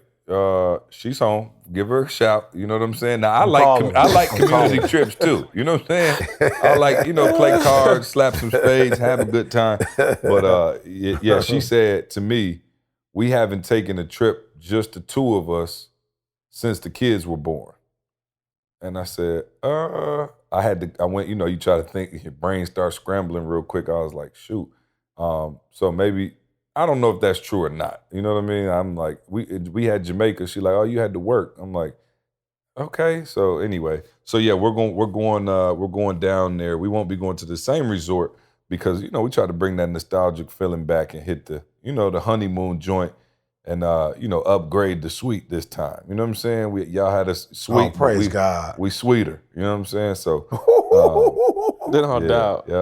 No doubt. Look at dropping them bars. Carl, somebody got to do it. One of these days, you know what I mean? I'll show you my ways. You know what I mean? Hey, record it and I'm gonna put it on social media for you. Oh, I'm definitely gonna blow out a picture of my feet in the sand for social media and just say, hey, life. This is what my life looks like every day, all day. It's all I do. I know that's right. Every day, all day. Anyway, Phenomenal Life 2020. Mayan Riviera, this one everybody's invited to. 2020, in end of April, man, we're going to Mexico. You guys know we did the cruise, then we did Jamaica last year. It's in Mexico this year, man. So put down your deposit, reserve your spot, all that good stuff right now. You don't want to miss it, man. We had a blast last time. We're gonna have a blast this time. I saw the schedule. It's crazy, man. We're gonna do some amazing things in Mexico, and just super excited, man. So get your tickets now and put your deposit down so you don't get caught slipping at the very end. All right. I believe that's it for me. See. Yes. Jalen just hit me. He said there are 35 seats left in Detroit. In Detroit or Flint? Detroit. I thought it was sold out. He said they're close to 200, but there are 30 seats well, it'll be gone left by the in time this Detroit. podcast come out then. So, you know what I mean? Right. 35 spots. Shout out to Jalen too, man. Triple Double Camp. It was Triple Double Academy. It was amazing last year. Of course, Cam Newton came out. You never know which one of E's star celebrity friends. That's why I'm glad I don't have any celebrity friends because I don't, you know what I mean? I can talk about everybody, but he got him and I don't even want to say who his new BFF is. Y'all would be disgusted. Let's just say it's a Hollywood A-lister that he don't even think I know, but I know they've been texting and kikiing like little girls on the phone. And why was my laugh Kiki? You know what I'm saying? That laugh I just did was Kiki. Yeah, do you love me? You know what I'm saying? Hey, tell Candace she gonna force me to find another love. So I gotta get her. Tell Candace don't do me like that. Me and Didi gonna be right. We'll give y'all 3 days by Okay, yourself, let me ask and then her. we'll come on the 4th day. Okay, so what I'll do is I'll ask her, and I'll report the findings on the podcast next week. All right, good. Do that, please. You know what I'm saying? Also, man, we got a lot of negative feedback built up. One of these weeks, maybe next week, we can read some. You got to do it. See. Yeah, we got to do it, It's man. been a We got to minute. do it just so, for the haters, man. They need it. They listening, waiting for the negative feedback. So we'll give them, tell them what they want. All right. Okay. Now can we get a nugget of the day so we can get out of here? Yeah, you already gave it. Hey, swim. You know what I'm saying? Sit or swim. You know what I'm saying? Sit or swim. It's sink. Get your butt on it. No. I'm telling you, sit on the sideline or okay. swim. Yeah, either one. For real. But all that overthinking, like, don't do it. Either sit on the sideline and watch us swim, or jump in with us, right? For real. Don't sit there going, he gonna scream and holler at me. I might drown. This might happen. No, don't do that. Sit or swim, but don't have your feet like my wife, and she gonna get mad at me. But don't put on the whole outfit just to sit on the side of the swimming pool and put your feet in. Like, no, don't do that, y'all. Do not do that. Life is for everybody. All of us could have a swimming pool in the backyard. Life's for everybody. All right. So stop sitting. Stop sitting and watching other people swim, other people make their dreams become a reality. Don't sit there and do that. And then now you jealous or envious or your feelings hurt. Look at their life versus mine. No, jump in, y'all. And I'm sure the kids swim coach will tell you, don't walk in, dive in that thing. Don't put your feet, then your ankle, then your knees. Don't do that. Jump in all the way in. So it's your boy E.T. Sit or swim. And if you're going to sit and watch me swim, don't get jealous. Hey, this ain't mine, E. I heard it the other day. Somebody said, hustle till your vision board becomes a scrapbook. I said, I like that. All right. I like that. So, yeah, appreciate that nugget of the day, man. Appreciate y'all for listening, man. Go to iTunes, leave us a review. Tell your friend to tell a friend to tell a friend to check us out. Tell a we friend. love you. See you next week. See you next week. I want you to focus on here right now. Don't you worry about when you get home. You concentrate on this opportunity. You don't worry about tomorrow. You concentrate on this opportunity with all your might, with all your soul.